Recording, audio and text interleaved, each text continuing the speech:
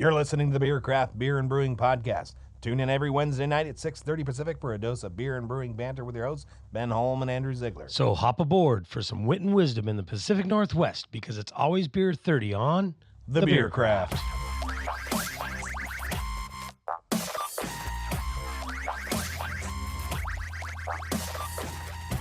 You ever crack open a fresh bag of malt, crush it like a pro, hit your mash temperature dead on, and your beer still turns out flat, hazy, or just meh? Yeah, you start blaming the yeast, maybe the thermometer, maybe the phase of the moon. Definitely your neighbor. But what if the real culprit was hiding in plain sight? What if the answers were on that little sheet of paper that comes with your grains? The Certificate of Analysis, or COA, or COA, which makes me think tacos. COA. Sure. Yeah. Now, Cue this dramatic music now. Dun, dun. dun, dun, dun. Today, we're cracking the code of the COA, what it is, why it matters, and how knowing just a few key numbers can make the difference between a stuck mash and a silky smooth brew day. We'll explain that all those intimidating acronyms mean D, B, C, G, F, A, N, D, P, and help you figure out when and why you pay attention to them. So whether you're a first-time homebrewer or seasoned pro dialing in your 10th IPA this month, this episode's for you. But before we do that, Ben, you know the timer's going off again. Oh, the little beer timer? It that means means it's a Beer Beer 30. 30. Oh, my favorite part of the fucking Oh, week. yeah. Here we are again, Ben. What did you bring us Oh, today? well, the last time we drank some Mexi Lager, and that just made me thirsty for more Mexi Lager. So I brought another one, and I have not tried this one. Oh, this one is from a little is- bit north of here. Yeah, Bellingham Brewing. Bellingham. Stemma. Their lager series. It's their extra Mexican lager. Okay. Cute little can in it. Now, does that mean it's a little extra in the Mexican, It's or a is it little, a little extra Mexican extra in it? lager? I don't know. Is that somebody gonna call the cops on that? Got a little extra Mexican in it? Are you going to pour this your famous pour way? No Or you way. need my help? I'm gonna let you do it because it's effective. Cute can. I had to confirm. It's like one of these tall, skinny cans, like so many seltzers are in. I had to make sure it wasn't a seltzer, and B had 12 ounces in it because I didn't want to. For $16.49, I was not interested in getting 10.5 ounce pours of anything. Right. Yeah, they do. on, They yeah, do yeah. look like skinny They're cans. skinny, aren't they? Yeah. But what are they? Are they 12 ounces? Yeah, it says 12 ounces right there on the can. I believe 'em. I had to go searching for it myself. They're taller than those 8ers. Yeah. The beer looks very clear. Nice Got a and little bit clear. of chill haze on it. The head's good, but it's a big bubble head, Oh yeah, like which that. is good. Which Yeah, that means it goes away quick. it smells good. It smells nice and clean. I'm gonna taste it before I put lime in it. That's what I was planning on doing. Does it say anything about hopping or no? I almost taste Galena? a little citrusy flavor in there. Wave of Christmas washes over the palate, leaving behind the sensation of absolute refreshment. Yep, balance and perfection. Stemma Extra offers subtle sweetness from the malt's backbone, flawlessly harmonizing with a delicate touch Hooked on of Phonics worked for him. Galena hops. Try with a lime wedge. I am gonna do so. I'm going to do so, but I'm really serious that I just get a little bit of that lime already. I didn't get any. I didn't get any. I got a little like a slight crackery malt profile, but very fleeting. Fleeting malt really profile. Stupidly clean. Like very very clean profile. Like I don't taste any of the, like they used to say, you put like flake corn or whatever in it. Give it a little I like the sweetness. lime with it. I mean, it's not a beer that, it's not like so many Coronas that have lime as a prerequisite. Right. And that lime juice gives it a good aroma. Yeah, that doesn't suck. That doesn't suck at all. Mm-hmm. Yeah. Yeah, Stemma in Bellingham. I have not been in the brewery. Regrettably, I don't get out much anymore. Everything's too fucking expensive. It is. Go anywhere and try to, It's a half-hour drive up there too. It is, and I only get you got to get out there. I only get to go. We only try to go out to eat so many times a month. Right. And I get up there Yeah. quite often. you get up there for goof off. Yep. Goofing off. Yep.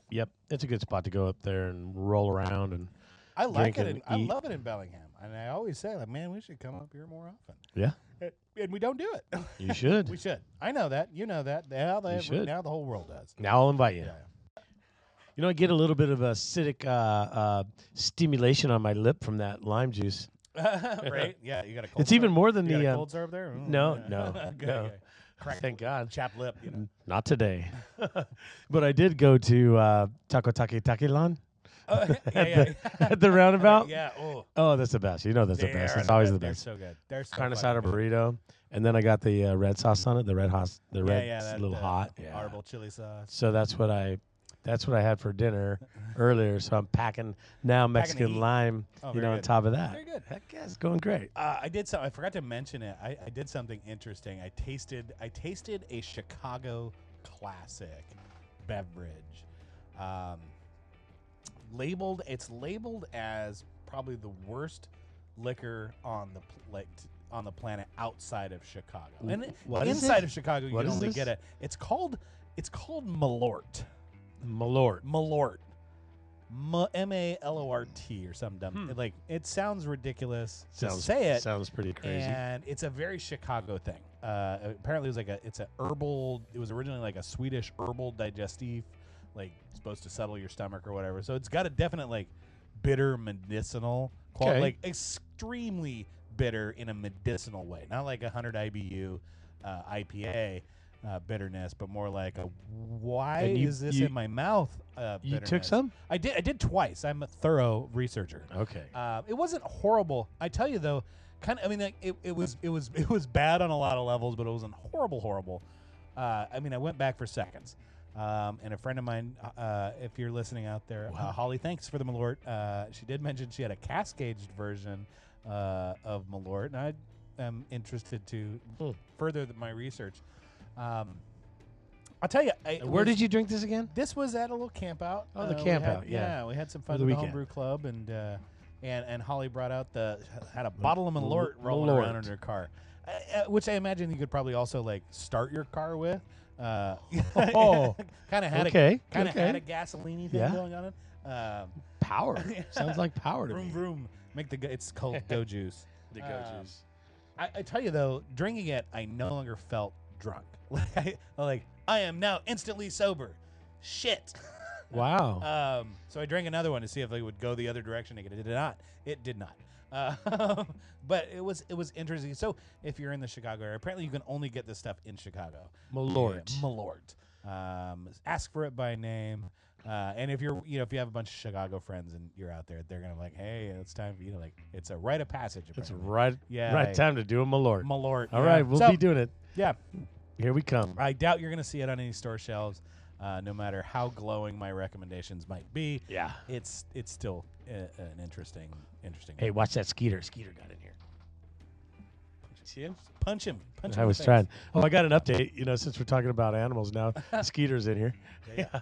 No, I went to the city with my infraction, and they were cool with it. They were like, "Yeah, it's only been 10 days." Right, like you were late, but not like late. Not like really late. They're like, "Yeah, we would have done something in a couple days, but you're fine." Yeah. So then I got me a date set. So For a hearing. yeah, Very good. Very good. I just got to go above the front of the commissioner. Yeah.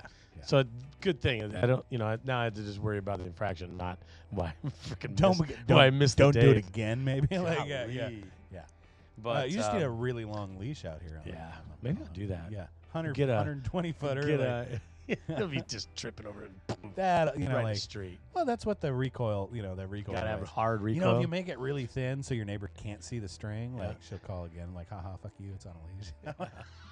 Yep, there we go. That's a good idea. Evil. So let's see. What about time? We got time to finish this beer. Oh, we got plenty of time. I on Saturday I went to a different concert. I know we were talking the other day about pretty much the only shows I go to are like Maynard shows. Yeah. Well, But I did go to never a another. bad thing. I did go to another concert on Who'd you see? Saturday night. Friend of mine, Jen, and I went and saw Antique Beats, which is it's a kind of Middle Eastern belly dance show. Okay. And then the main musician guy was playing these electrified, like it's almost like a home. It was like an instrument from the Middle East, kind of An with electric strings, version but of it? electric version, more like a stand-up bass, but kind of shrunk down so he can play it. But Interesting. like a gore, like a big, like a cutout. sitar, kind of like Yeah, but it electric was like- sitar, maybe. It was like 3 feet long, like a foot and a half wide, and it was all round, kind of. Strings are on top, so it looked like it was carved out of a piece of wood, maybe, Yeah, or a gourd. I don't know. very round and bulbous Very, at the end. but it's very cool. And he played it with a string. He played it with his hands. Very talented. Very talented. very cool. Very cool. Good time. Yeah, it was so cool. So I Yeah. went and enjoyed some music over the weekend, which is nice. Yeah, that is good. We're gonna try to go see. We're gonna try to. I really want to see the 9 Inch Nails coming to town. I want to see that show. Ooh, that'd be bad. cool. That would be pretty bad. If you do, let me know. oh well. I was just looking at something the other day on the advertisements, and it was like the Red Hot Chili Peppers, and I was like, "Oh yeah, Angel Wins." I'm like, "I'll go to that." God, they're Oh It's no, it's the Red Knot Chili oh Peppers. red. Oh yeah. Really important. I was like, It's a "Dang." really important consonant, right? It is, there, it yeah. is. I was gonna say, God damn, are they that broke? They got to play fucking casino shows. Yeah, now? I've seen I mean, some. like, I've seen some cool. they're all in their fucking 50s now. so Yeah, I've seen some cool tribute bands. There's some out there. Last year I went to a Iron Maiden Always a Maiden good show. time. Always fantastic. and Motley Crue. Iron Maiden and Motley Crue. The Motley Crue guys are cool. I'm an Iron Maiden fan for sure. Yeah. Motley Crue, like, yeah, that's pretty good. Main dude was good. Yeah. Yeah. Bruce Dickinson still Yeah, kicks he's ass. pretty much looked like Bruce Dickinson. Yeah, like and, you had the know, whole gamut. It's gonna be bad when Bruce looks more like Eddie, the Yeah. the zombie guy. Like, yeah, that's gonna be bad. You Well, I know? always thought that he was Eddie. Before he lost his nose, yeah. Well, that's in his afterlife. He's yeah, Eddie. yeah. I always thought it was him. But cool. Cool.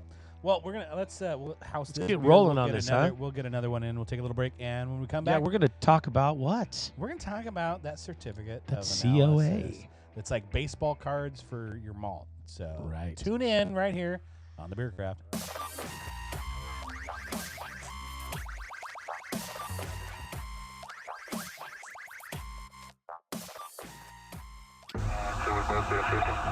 H&M, we're in. The hops, they're glowing. Those aren't ordinary hops, Agent X. Northwest Brewer Supply sources the finest ingredients to create beers that elevate consciousness. So that's why the IPA crowd keeps coming back. Hoppy, hazy, or heavenly. It's not a conspiracy, it's science, and it starts at Northwest Brewer Supply. Don't just drink beer, brew beer. Find out more at nwbrewers.com. The truth is in the brewing.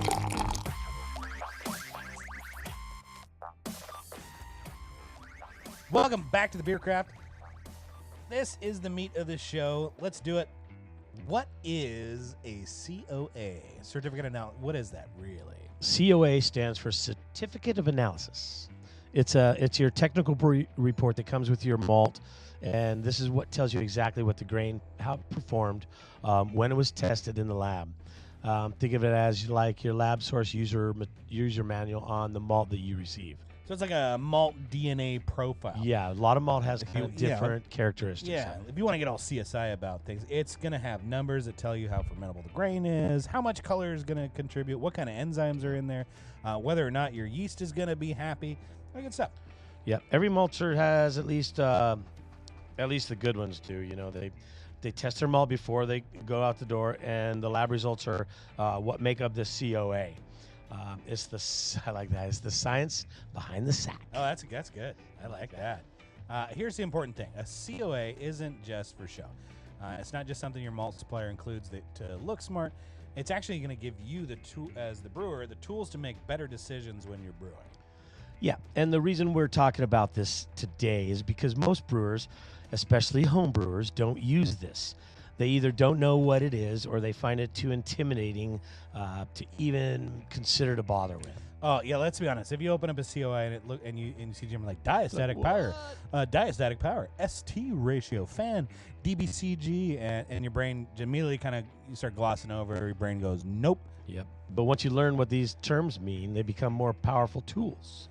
Even just knowing one or two of the numbers can help you avoid making some big mistakes. So example, if you knew the extract yield was low before you started brewing, you could adjust your recipe. Maybe bump up your base malt, throw in some sugar to compensate, something like that. That's better than getting to the end of the boil and realizing your original gravity is 10 points shy. Exactly. Or let's say your COA shows a low fan number. That's your yeast nutrition. If you know that's going to be an issue, you can always plan to add a little bit of the yeast nutrient to that. Otherwise, you're going to risk a slow ferment and maybe some nasty off flavors from that. So yeah, it's like a heads-up display for brewers. It shows you what's going to happen. You can make some smart moves before the problems show up. Yeah, and COAs just don't help with problems. They help you fine-tune. If you're trying to hit a specific flavor profile, or if you're brewing something repeatable like your house IPA, the COA is going to help you keep things consistent batch to batch. So imagine you're making a cake, and every bag of flour you use has a different protein level. Sometimes your cake is fluffy, sometimes it's dense, but if you knew ahead of time what the flour's protein level was, you could just adjust the recipe and nail it every time. Yeah, brewing's the same way. The grain is a natural product, and it's changing, depending on the harvest, the year, the variety, even weather that year. Even micro conditions. Some places, North Bank versus West Bank. Yeah, in the field, it's going to be a little bit different. The COA helps you, and it'll help you see all these changes. So if you're not making these changes, you might not have to make changes based on every number. It's still available just to start noticing patterns. Like, oh, this malt has a higher moisture content than usual. Maybe I should use it before it spoils. Wait, that malt barely had any diastatic power. No wonder my wort finished sweet and my gravity was pretty low. So COA, that little lab report on your malt, includes everything from sugar potential to enzyme strength to color and protein levels. It's all there to help you understand what your grain is how your grain is gonna perform in the brew house. And if you're not using it yet, don't stress out. We're going to walk you through how to read it, which numbers matter most, and when you should actually start paying attention to it. So stick around. Next up, we're talking about why this stuff actually matters to your beer. Spoiler, it's not just for the pros. It's not. Ooh, it's time for a beer. Oh, some more beer. Shoot. Pour another one. I didn't get through my first one. Now, I'm wondering why they call this the extra. Certainly not extra alcohol in here. Right, 4.5%. It's A-okay. Right. My glass is full. Let's move on. Why this matters? Let's talk about that. Why it matters if and when you decide to use this thing. Yeah, this isn't one of those, if you're not using your COA, you're doing it wrong, kind of rants. It's more like when you're ready to get in a little more dialed in and you're troubleshooting a brew that didn't quite go as planned, the COA becomes a super useful tool in knowing how your brew will go or how it went. It's one of your brewing tools. Yeah. So we're upgrading from a kitchen timer to a digital thermometer. We're still going to make decent steak without it. But if you want to hit that perfect medium rare every single time, the data really helps. Yep. Man. Keep your data, like we always say. And one of the best ways to use your COA is when you're substituting malts in a recipe. Because maybe your favorite pale malt is out of stock and you're trying to find it from a new home brewer or a new local homebrew store or maybe a new local monster. Monster. Did I say monster? I think you said It sounded monster. Yeah. Maltster. This COA gives you a clear way to compare this old grain with the new one. Yeah, instead of just hoping it works the same, you can look at your extract yield, your color, your enzyme levels, protein content. You can make little smart adjustments. This is a big deal if you're shooting for consistency or you're entering a competition, want to put your best foot forward. That's true. Competition is important. It's also a way when you're plugging in your ingredients into your brewing software, like your Brewfather or your Brewsmith. A lot of these platforms, they let you help. A lot of these platforms let you input the real COA values. So if your extract is a little lower or your DP is a little higher, your recipe calculations will be way more accurate. So let's dig into what it really is and how that's going to help. First up, extract yield. This is one of the most important numbers of the sheet. You'll see it as a DBCG and a DBFG. That's dry basis, coarse grind, and fine grind. These tell you how much sugar you can expect to get from your malt. So the fine grind, that's your maximum potential. What a lab can extract with an ultra fine, we're like super fine flour here.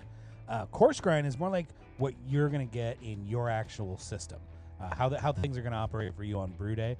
The closer those numbers are, the better, the more modified the malt's going to be.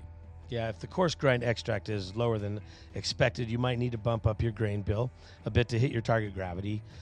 It's just nice to know that before you fire up your mash tun. I know that I remember doing some tests on our malt in the malt house, and what we started out. We were small, we had this little. It was kind of a coffee grinder. Mm-hmm. It was more directed towards, I think, agriculture of kind of a grinder. To me, it looked like a coffee grinder. It had a little silver plate in there. Oh, sure. And it had a little thing that we were dealing with. So we'd get the malt, we'd malt it, it would be kilned, all in one, and it would come out, and bam, go into the lab, grind some of this, and then we'd have to heat it up, and then measure it, and then find out the weight of it, I think. So you were probably doing you would be doing your own moisture test. You'd be doing your own. I think that might have been a moisture test. Moisture test is a big one. That's that impacts a lot of things. We're gonna talk about that. Don't you worry. We're not fast forwarding here, but I wasn't I wasn't the lab guy. Did you guys do sensory analysis, do a hot steep of grains and then taste it unfermented and all the time. Cool stuff. All kinds of stuff. Yeah. Oh yeah, and all the beer, and we taste everything. You have to taste everything. All right, back to that COA. The next one you're going to see on there is FAN. F-A-N. That's free amino nitrogen. It's basically yeast food, right? Nutrients. Small nitrogen compounds that help yeast build cells during early fermentation, support metabolic activity. Hey, nitrogen's the most abundant gas in the atmosphere at 78%. If we remember. And all of our plants need it. All of our biology needs it. All the yeast biology needs this stuff too. It's kind of the cool thing about barley malt is it's chock-a-block full of nitrogen. So much they're just giving away for free. See what I did there? Free amino nitrogen. Okay. Amino nitrogen. Well, if that free amino nitrogen level is too low, your yeast are gonna struggle. I know. I know. That's when your lag fermentation comes Lag in sucks. play. Dude, it's horrible. Well, okay, off flavors from sulfur could be even worse, though. A little stank action there. Little stank. On the flip side, too much of this fan can cause haze, fast yeast growth, which could contribute to some other problems. Little stability action. Yep, stability issues later. So all that stuff is going to be pretty relevant. You're brewing lighter beers, using adjuncts like corn or rice that don't bring any nutrition. May be lacking in the nutritional department. So, we're often supplementing one way or the other. We talked about a minute ago. We talked about moisture levels. Yep. That brings up the next one on the list. There, yeah, doesn't it? that's friability. Sure is. Friability. That's how crushable this malt is. If friability is low, you might not be able to get your full access to the starch inside that kernel. And if the grain is too brittle, it might just shatter into flour and cause gooey stuck mash. Yeah. So if your friability, if you're Glutinous. looking at it over 80% is what you want for a base malt. And if the COA said there's more than 1% glassy kernels, this could be a red flag. So glassy kernels, those are under modified. They're also harder to crush. In the case of base malts, because the starch is unavailable and enzymes can't convert it into sugars, that means we're going to have poor attenuation. We're going to have lousy conversion. We're going to have lousy gravities. It's just not fun. That kind of reminds me of the beginnings of where a crystal malt is going to go. So crystal malts, you're going to see crystal malts, and they're going to be glassy. Yeah. They kind of look like little rock crystals, and they are hard as shit too. Yeah. And we want that because the sugars have already been converted. We do in our crystal malt. specialty malts.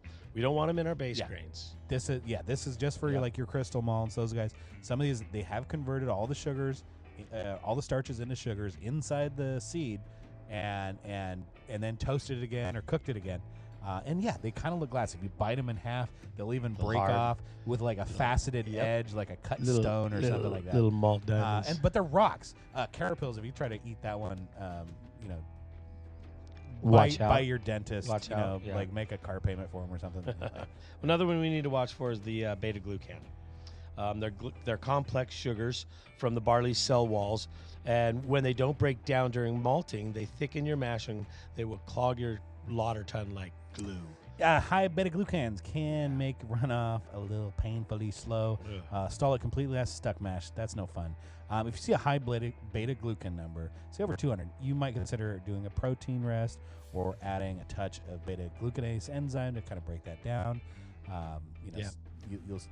That is definitely going to help. Yeah, just don't panic. It's about planning. Use your COA. This gives you the time to adjust your process before you run into this trouble. So let's hit the last one. Another one here, diastatic power, also abbreviated DP. Power. That's a measure of enzyme strength of your malt. It tells you how much that malt will convert starches into sugars during the mash. If you're brewing with a lot of specialty malts or adjuncts that don't bring their own enzymes, you need a base malt with a solid DP, something like 120 degrees Lintner or higher. Otherwise, you risk leaving a bunch of starch in your wort. Oh, yeah. So you look at like base malts, 120 or 150 degree, diastatic power, DP, or degrees Lintner. But you look at something like Munich malt, and it's got 50 degrees Lintner, and it has just enough to convert itself. But if you do Munich and corn as the total of your base malt, there's not enough fun to go around. Right. I don't know if you want to use Munich. I would. That's a terrible example, but it's the first thing that came to my mind extemporaneously on the fly. Right. Let's say you're using a big specialty malt bill. You might only have a 30% grain bill or base grain. Right. Yeah. You're gonna need something higher. And you'll see products like our 6-row barley has generally higher enzyme payload, higher more diastatic power. Right. Higher to volume. Yeah. That's kind of cool. Last up, we've got color, usually shown in SRM, stands for Standard Reference Method, or degrees Lovibond. This one's simple. It's just going to tell you how much color that malt is going to add to your beer. Degrees Lovibond is kind of an antiquated one, but we're still going to use that in a lot of, conversationally. But the Standard Reference Method is really where we're at now. We're using some pretty. The lab guys get to use some pretty cool tools. It's only like color spectros. Only like 13 or 15 different shades of beer. Yeah, it's not bad. Like real shades, but then there's the points in between. Yeah, there is. Decimalize it, Bottom line, the COA doesn't tell you what to do, but gives you this information to make you smarter, more informed in all of your brewing decisions. Yeah. So if you're developing a new beer or refining a house recipe or just trying to keep the process consistent, your COA is going to help you with that. Give you a little confidence in your outcomes. How about that? And if your brew day goes sideways, it's one of the first places to look for clues. Coming up next, we're going to talk about when to actually use your COA in the process from recipe design to troubleshooting and how to start small if all of this sounds a little too much. You know what I mean? So stick around.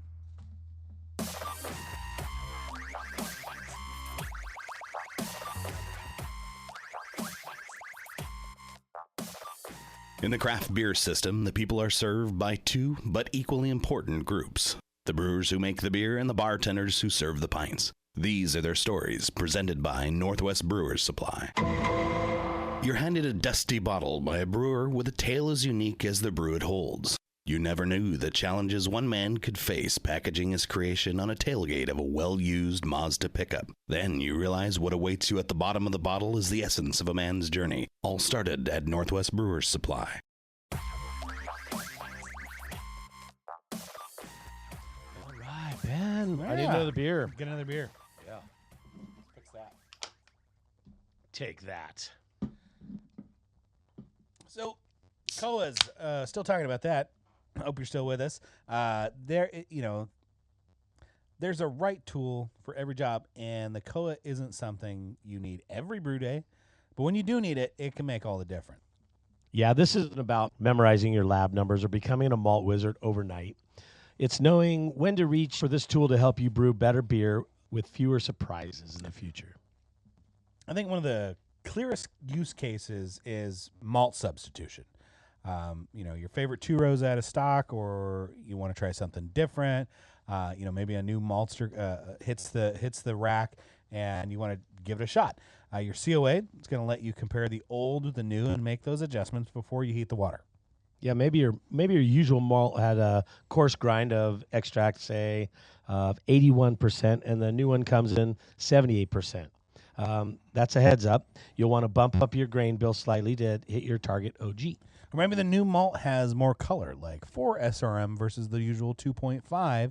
You might want to dial back on some of your crystal malt or roast additions to anything you're using for color to blend in or blend some slighter, lighter bases to stay in that color range that you're shooting for. Yeah, so it's this kind of a proactive brewing activity that gives you your confidence that you can make the best beer you can. You're not just hoping for the same results, you're building them into your process. So the next time a COA comes in handy is recipe development. If you're crafting a new beer, especially something precise like a lager or a delicate pale ale, knowing what your malt brings to the table is going to help you build a smarter beer from the start. That's when details like the diastatic power really matter. If you're adding flake corn, unmalted wheat, you'll want a base malt with enough enzymatic strength to convert this whole mash. And if your base malt has low free amino nitrogen or a low modification, that's a flag. That's a red flag on the field there. It may be something you need to add some yeast nutrient, or stretch your mash time. It's not always alarm bells in these scenarios, but our job is to kind of optimize the results based on what we have. Yeah. So that leaves us with our third big moment that we're going to use our COA, and that is with troubleshooting. Something that didn't go right, your wort ran off slow, your beer came out cloudy, fermentation dragged or stalled. You're going to pull out that COA and start scanning for clues. Maybe the beta-glucan level was sky high, and now that gluey mash makes sense. Or maybe free amino nitrogen was lower than you thought, and your yeast never got the nutrients they needed. Even something like protein levels or moisture content can help explain unusual fermentation or shelf stability issues. You're not guessing, you are investigating. Another great time to check out that COA, scaling a batch. Maybe you brewed a hazy pale on your home system, and now you're taking it to a pilot batch or commercial scale because you won a contest. Or I've got to do that. Take my 5-gallon recipe and brew 12 or 6 barrels of it. Comes out a little bit different when we scale things up. Those small variations in color or enzyme levels or extract potential, they get magnified really quick. Yep, on a 5-gallon batch, a 2% drop in extract might not be a big of a deal. On a 5-barrel system, 10-barrel system, that's a serious impact to the yield and your costs. Oh, yeah. So if you're packaging your beer, clarity and shelf stability really start to matter. You're paying the bills with these beers. Yeah, you don't want to go to waste. So you got numbers like the Kolbach index. It's an index of like soluble proteins, wort viscosity, help you get ahead of like protein haze or filtration problems, stability issues, stuff like that. If you're brewing for competition and looking for long-term consistency across batches, the COA becomes even more useful. It lets you track changes year to year, maltster to maltster, even field to field. If you're using brewing software, your Brewfather, Beersmith, Brewer's Friend, there's Brew Toad was one of them years ago. They give you some default values on a lot of these grains. You can choose the maltster, you can choose some of these things. But how often do they get updated? Are they updated on a crop year to crop year or batch to batch basis? If you can edit those things in your program from your COA, your extract, your moisture, your protein, your recipe predictions get way more accurate when they're based on real data. So when should we start using these COA? Swapping malts. Swapping malts. Use it. Yep. Do it. Designing a new recipe. Use it. Scaling up. Definitely. Troubleshooting a weird batch. Nope, absolutely. Yeah. Brewing the same beer for the 15th time, and everything's going great. Maybe not today. Maybe not today. Yeah, you're doing fine. You're doing okay. It's like a flashlight. You don't always need it, but when things get a little murky, you're in the dark. You know where it's at. Speaking of knowing where it's at, I just talked to one of my distributors. They're going to start we're going to be automatically getting the COA of every malt I buy from them. So we're going to put those on the website so you can see from batch to batch. If you want to use it. If you really want to get nerdy like us, we can use it. You can do that too. And we're going to make that really easy. Well, here's the best part. You don't have to use the whole COA at once. Pick one or two metrics that matter to your style or process. Start small, get curious, don't be afraid, build from there. Yeah, if you're brewing a hazy IPA, track your fan and your protein levels. If you're doing a crisp lager, follow the SRM, the Kolbach index, and extract. If you're all about efficiency, friability and the coarse grind numbers are your friends. Yeah, coarse grind. So over time, you'll learn which numbers mean the most to your system. It's not about brewing it perfectly. It's about brewing with awareness. So we actually did something kind of cool though. I took a look at like your top 23, like the overarching styles according to BJCP, and I sort of matched up which of these items on the certificate of analysis are going to be most useful for us based on style. So if you're doing a little recipe building, or you want for this, or look for that. So we're gonna put a link to that cheat sheet in the show notes today. So check that out. That'll be kind of one for the books, man. Kind of the cheat sheet we wish we had when we got started. Next up, we put together a little glossary for these things too. We'll make a note on the. We've been talking about a lot of these though. Yeah, we've been in there. We've been stating them, and we just we got to touch on them again.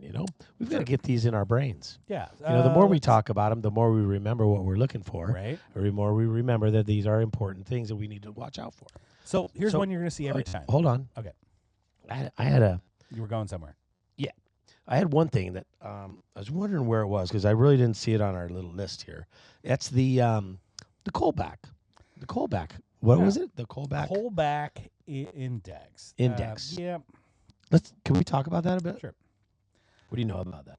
Let's talk about it. The Kolbach index. It's a breakdown of proteins, total proteins versus soluble proteins. It's kind of the index is a ratio of soluble. The proteins that's what gives us our foam, right? Foam positive proteins give us all the bubbles, mouthfeel, body. The soluble ones, they support yeast health. So this number kind of tells you how much of those proteins have been broken down, or will be broken down in liquid, right? Right. They're soluble in water. How do I get that test, or how do I find the index on that? So it's on your COA. Okay.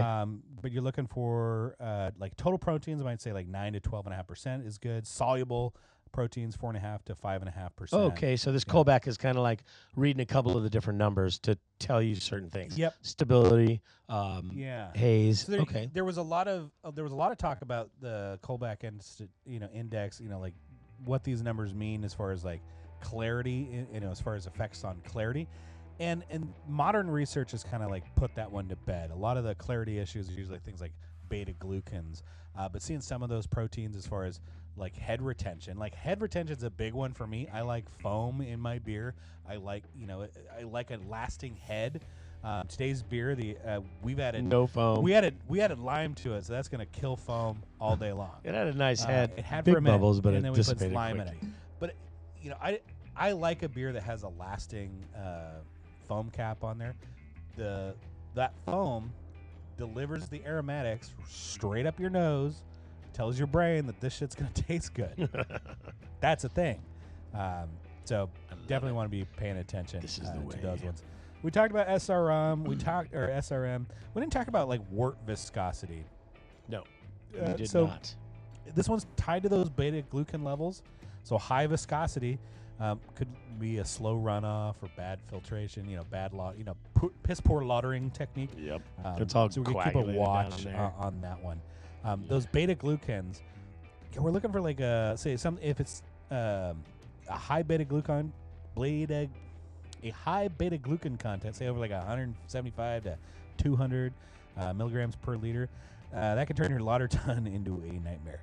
You can fix it with a protein rest or add a dose of that beta glucanase enzyme. If you know it in advance, you get a chance to fuck it up or unfuck it up. Let's say that. Unfuck it up. Unfuck up your beer. We are going to put a link to the total glossary in the show notes. You can keep that in your brew Bible for future reference. Pretty good stuff. So let's go over our terms. Extract yield. This comes in 2 parts, right? Our DBFG and our DBCG. Fine grain. Oh, yeah. Fine dry and basis. coarse. grind and fine grinds. Yep. Something we need to look at. Yep. Next one is the fan. We already talked about Free free. amino nitrogen. Yep. You made a good joke on that one. Yep. We'll remember that one forever. Joke. Yeah. But you want at least 150 milligrams per liter on that free amino nitrogen. That'll be good. Yeah. Diastatic power we talked about. The old DP. I could make a joke on that. Yep. But I avoided it. Shit writes itself if you think about it. I mean, we're both thinking about it. You know what I mean? You know what I DP mean? with 120 degree lintner. I mean, DP 120 degree lintner. Yeah, that's fine. That's great. friability. How crackly we are. Right. Friability. The opposite of that is pliability. Right. So kind of your moisture content, that's like- friability right. are kind of linked right there. Probably like a term we don't want to use in a malt house.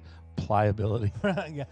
Right. Because if you have too much moisture, your grains are going to be soft. They'll go through your mill, and rather than cracking, they'll get flattened out like so much rolled oats. Rolled oats. That does Rolled not barley. lead to amazing conversion or amazing attenuation. None of that happens. Yep. If it's too dry and it has a higher friability number, a little pressure on that grain, and it explodes into flour. Yeah, it does. Really Just fine. crunches. Yeah, and that's not great either. Now, I've also heard about some people will kind of moisten their grain before they mill it. Just a hair. And it depends on the friability index of those malts. So So you have to pay attention to what it would says. probably not be just doing that for every Willy-nilly. single batch, Right. Because I could. I would want to pay attention to the impacts of those. I mean, there's like grist hydrators that come. I mean, there's even like grist hydrators. I think that for big as malt you're house- going in, it's Yeah. hydrating Right. on the way into the mash tun. Totally different thing. It's already been milled at that point. No, I was thinking. I was talking I've heard about of that, like moisten. Yeah, moisten, yeah. and then they mill it, and it kind of like squishes it, but not It really all the yeah. way. It depends. Like if a lot of production brew houses will get I think really I fiddly tried about their that. mill. They'll be able to adjust that, move their settings to make sure they're getting a good grind. I know there are like sifting tray. Do you like adjusting your mill? No, I don't. It's a kind of a pain in the toot. So we That's don't, the worst It's thing. dumb. On It's a the lot of worst thing. models, it's friggin' stupid, and especially on the homebrew level, it's not. You've got 2 settings. You've got the front of the roller and the back of the roller. You gotta match them and try to get even. I would suggest get a triple roller if you could. If you can swing it. If you can swing it, Yep. do it. Yeah. Yep. The malt. Excuse me. The mill of my dreams has there's a couple of models out there that have triple rollers, sealed motors, like easy, cleanup, but also like a single dial adjustment. And then you could actually do custom settings on you just Just click a one back. click, Yeah, click, that's fantastic. Click, click. Would love to do that in kind of even the homebrew shop level, but I don't right now. I just do a single gap setting and this is what I got. I don't charge for that to mill your grains up. If you want something custom, I got a mill over here on the shelf. I'll sell you that one too. There you go. You got it set up. Yeah. Let's see. Are we leaving anybody else? I mean, we do have this. We are going to have this about thing on the BGs, beta glucans, SRM. We talked about wort viscosity. We mentioned that one just a second Oh, we ago. did, yeah. Slow runoff, bad filtration. Oh, yeah, you jumped the gun on this one. We're jumping around. Oh, you jumped the gun on me, yeah. Yeah. Yeah, pretty good. Protein, total protein, soluble protein. We talked about the Kolbach index, blah, blah, blah. Yeah. I think the glossary terms are... The glossary, yeah. pretty Check boring. it out. You'll be able to download that. So here's a quick... they're there. You know, we mentioned that little cheat sheet based on BJCP styles. I'm going to give you a little bit of a teaser on that one. If you want clarity and crispness, watch your proteins, your Kolbach index, and beta-glucans. If you're brewing a hazy, you're going to want higher protein and free amino nitrogens. Using lots of adjuncts, high diastatic potential, maybe a little more free amino nitrogen. High gravity beer, watch your extract, free amino nitrogens, and make sure your enzymes can keep up with it. Make sure you got enough to convert all that because you got a lot of base malt to get through. Make sure she's got that in the right spot. But we've broken this down for like 23 macro level styles on that cheat sheet. Will be pretty slick. Well, you don't need to memorize it all. Just keep the glossary handy and keep this podcast as a good reference. For the numbers, Ben just gave you some good information about when and where and how and what. These all matter for the styles and for your system. Yeah, the COA, it's not about overanalyzing stuff. It's about brewing with intention, having one more way to dial in the results that you want. Yeah, so in our final segment, we're going to pull this all together. How you use your COA to refine your recipe, troubleshoot a brew day, and brew more consistently without getting lost in the weeds. So I brewed this golden ale once, a simple recipe, solid yeast. Everything should have gone smooth, but it came out hazy, fermented really slow, had the weirdest little undercurrent of sweetness. It wasn't terrible. It was just. I remember. It was just off. Yeah. I remember that batch.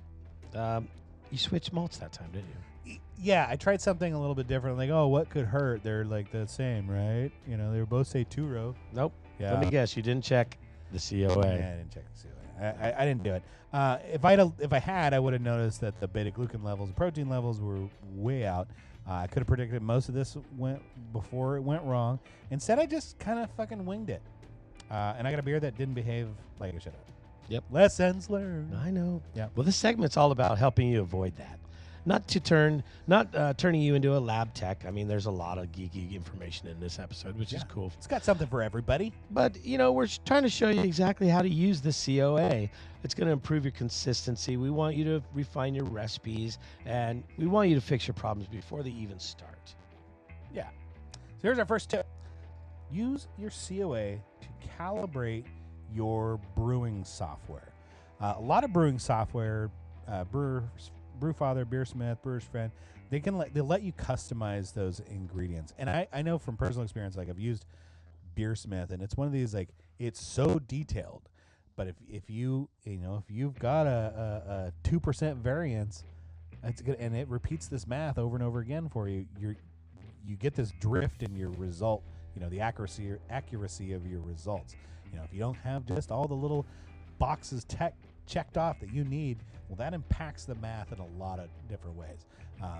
So this COA lets you tune that thing back in to the right stuff. Right. So look at the DBCG value, that the coarse ground. That's the dry basis coarse ground. It reflects that what you'll get from your system. It's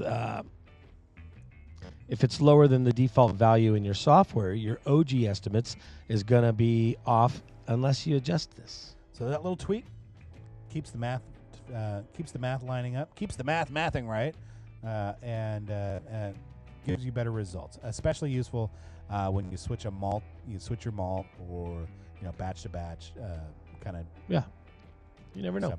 So if you're making something that relies on high attenuation, like a crisp lager, a brut IPA, or a saison, one of my favorites, keep an eye on your extract.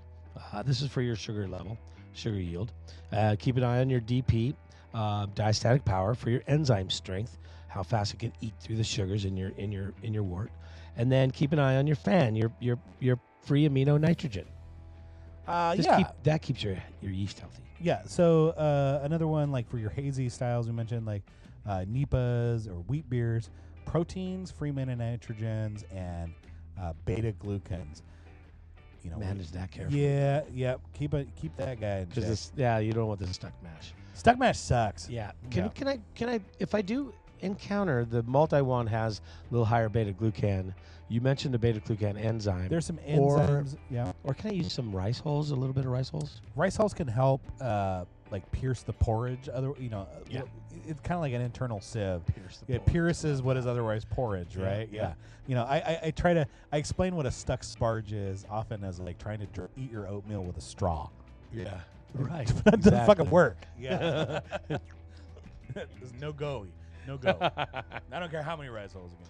Well, if you're brewing something big and bold like a barley wine or an imperial stout or one of my normal IPAs, make sure that the DP is high enough that they're going to convert all those specialty grains and adjuncts. You want a high diastatic power for that. You need your fan to be solid. It's going to be used to fuel the long for a healthy fermentation, and you need your extract yield good, so you're not wasting any bags of grain. What about when things go wrong? We're troubleshooting now. We're back reverse engineering based on our COA to try to figure out what went wrong. Maybe the beer didn't hit the target gravity, stalled halfway through fermentation, or came out hazy when it shouldn't have. My low fan. Yeah, low free amino nitrogen. Yeah. This is an agricultural product. Barley is a nitrogen fixing plant. It means you're like taking up nitrogen out of the It was a living thing. out of the air, storing it in its seed. Often gets tilled back into the soil, and that's why it's such a popular cover crop. But they're shitty years. There's bad things happen. Yeah. Mother Nature's a bitch. Mm-hmm. So keep an eye on that. High beta glucan going to lead to those loudering problems that work. Separating the solids from the liquids can be a problem. Low diastatic potential means under attenuation, especially when you're using adjuncts. Yes. No. Total proteins, like high total proteins, could give may have some clarity issues. Yeah, Kolbach index, you want to keep an eye on that guy. Make sure things are in check. The clarity, clarity is usually probably a beta glucan thing on that. A little high on the beta glucans. Yep. Well, the COA is going to help eliminate the guesswork. And when you combine that with the good brewing notes, if you like having a timeline of your batch, like we've always told you, with all the red flags clearly marked. Yeah, wouldn't that be nice? Let's see. You get to adjust your process. Tip number 4, adjust your process, not just your recipe. So you got a new base malt. Yep, I've got a new base malt, and I used it before, and I did my process. I wrote it all down, and then I'm following my recipe. I didn't hit my time. I didn't hit. Oh, it's the wrong malt. Dang it! Oh no! Open the wrong fucking bag. Oh gosh, Jesus. Been there. Yeah, been there, done that. So you got a new base malt, slightly higher moisture content. You might want to play with the strike water temp, just stay on target for mash thickness. But you also got to manage, like, is your mill going to handle that? Do a little test mill, but if you spot the high moisture, run a little test handful through your mill. See does it crack or does it squish it out? You might have to play with that. Yep. Or you notice your malt has a lower DP than usual.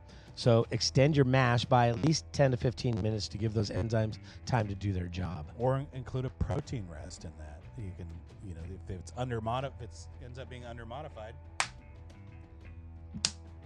Got him. That was the mosquito. Mosquito down.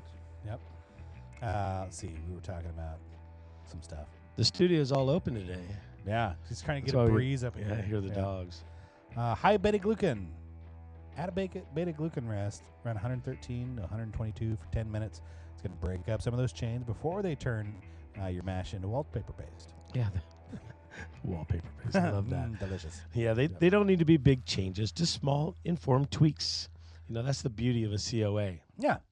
Tip number 5, since you're doing all this legwork, reading the user manual for these malts, track your results along, track your results on brew day. Write it all down, and level up your consistency. Get a journal, include your COAs in there. It doesn't have to be a fancy note. Just save the malt COAs, jot down when you brewed with it, what went well, what didn't. Easy stuff. Right. Over time, you'll notice patterns. Maybe you'll get better efficiency in one maltster's 2-row, or maybe you'll always have to adjust that pH mash. Or maybe you'll always have to adjust mash pH with a higher color pale malt. You're going to end up, at the end of the day, we're all going to end up with like a brewer's intuition. It's based on our experiences in the brew house. But adding this little knowledge with the COA, you're going to get a little faster at spotting malt that won't behave the way as you would expect. Nice. All right. Well, before we do final thoughts, I better give some love to Northwest Brewer Supply. Ah, you're too kind. Too kind. We're gonna go. We're gonna come. We are gonna leave for a commercial. All right, we're gonna take a little commercial break, and we are gonna be right back.